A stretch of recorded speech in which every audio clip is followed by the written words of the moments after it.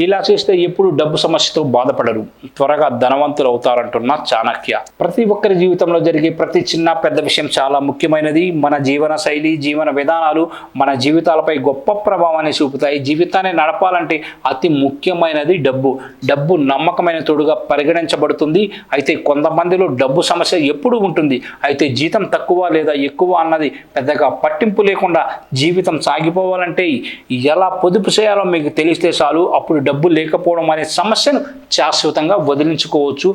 పొదుపు చేయడం కూడా ఒక కళ. ఈ విషయాన్ని చాణక్య నీతిలో కూడా ఆచార్య చాణక్యుడు వెల్లడించాడు. పొదుపు అనేది అందరూ ఒకేలా చేయలేరు. అయితే పొదుపు చేసేవారికి జీవితంలో డబ్బుకు కొరత ఉండదనేది కూడా నిజం. ఆచార్య చాణక్యుడి నీతి శాస్త్రంలో చెప్పిన విధంగా జీవితంలో పొదుపు పాటిస్తే త్వరగా ధనవంతులు అవుతారు. జీవితంలో ఎప్పుడు డబ్బు కొరత లేకుండా జీవిస్తారు. అందువల్ల ఆలోచించకుండా డబ్బు ఖర్చు చేయకూడదు.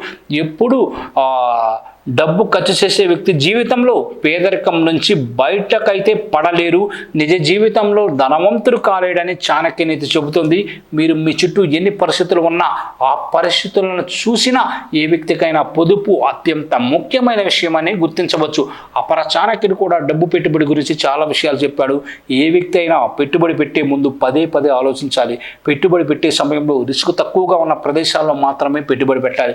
లేదంటే సమస్యలను ఎదుర్కోవాల్సి వస్తుంది.